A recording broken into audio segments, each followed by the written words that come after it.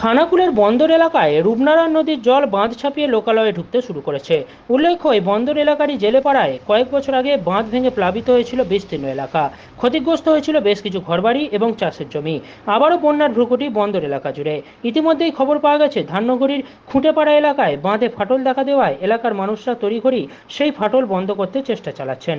শেষ পাওয়া খবরে ডিভিসি 2,50,000 কিউসেক হারে জল ছাড়ছে। সেই জল এসে পৌঁছালে পরিস্থিতি আরও ভয়াবহ আকার ধারণ করবে বলে আশঙ্কা এলাকাবাসীদের। খানাকুলের বন্দর এলাকায় রূপনারায়ণ নদীর জল বাঁধ ছাপিয়ে লোকালয়ে ঢুকতে শুরু করেছে। উল্লেখ্য, এই বন্দর এলাকারই জেলেপাড়ায় কয়েক বছর আগে বাঁধ ভেঙে প্লাবিত হয়েছিল বিস্তীর্ণ এলাকা। ক্ষতিগ্রস্ত হয়েছিল বেশ কিছু ঘরবাড়ি এবং চাষের জমি।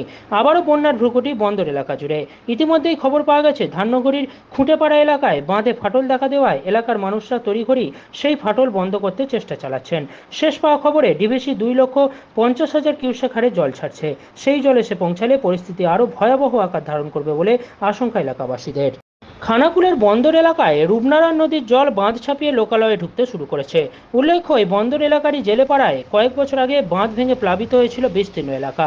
ক্ষতিগ্রস্ত হয়েছিল বেশ কিছু ঘরবাড়ি এবং চাষের জমি। আবারও বন্যার ভ্রুকুটি বন্দর এলাকা জুড়ে। ইতিমধ্যেই খবর পাওয়া গেছে, ধান্যগড়ির খুঁটেপাড়া এলাকায় বাঁধে ফাটল দেখা দেওয়ায় এলাকার মানুষরা তড়িঘড়ি সেই ফাটল বন্ধ করতে চেষ্টা চালাচ্ছেন। শেষ পাওয়া খবরে ডিভিসি 2,50,000 কিউসেক হারে জল ছাড়ছে। সেই জল এসে পৌঁছালে পরিস্থিতি আরও ভয়াবহ আকার ধারণ করবে বলে আশঙ্কা এলাকাবাসীদের। খানাকুলের বন্দর এলাকায় রূপনারায়ণ নদীর জল বাঁধ ছাপিয়ে লোকালয়ে ঢুকতে শুরু করেছে। উল্লেখ্য, এই বন্দর এলাকারই জেলেপাড়ায় কয়েক বছর আগে বাঁধ ভেঙে প্লাবিত হয়েছিল বিস্তীর্ণ এলাকা। ক্ষতিগ্রস্ত হয়েছিল বেশ কিছু ঘরবাড়ি এবং চাষের জমি। আবারও বন্যার ভ্রুকুটি বন্দর এলাকা জুড়ে।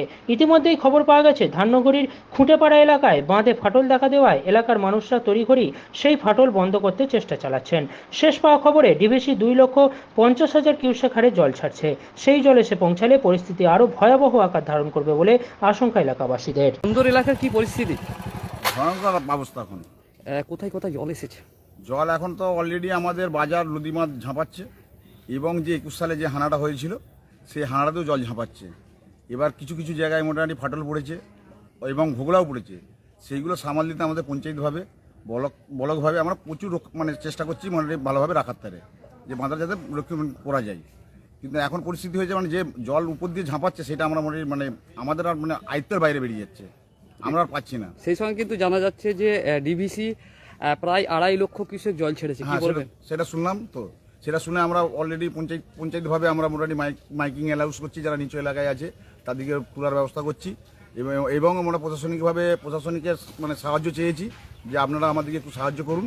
যেসব মানুষগুলো উঠছে না, ভাবছে হবে না, এই নদী ঝাঁপাচ্ছে, এবার এলাকার লোক এক সাইডে জল আছে এক সাইডে জল নাই, তারা ভাবছে তোমার এটা হবে না।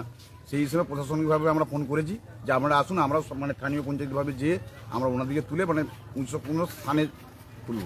আপনার নাম? আমি অনুপ দোলই, পঞ্চায়েত সমিতির মেম্বার।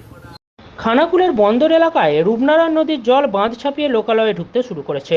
উল্লেখ্য, এই বন্দর এলাকারই জেলেপাড়ায় কয়েক বছর আগে বাঁধ ভেঙে প্লাবিত হয়েছিল বিস্তীর্ণ এলাকা। ক্ষতিগ্রস্ত হয়েছিল বেশ কিছু ঘরবাড়ি এবং চাষের জমি। আবারও বন্যার ভ্রুকুটি বন্দর এলাকা জুড়ে।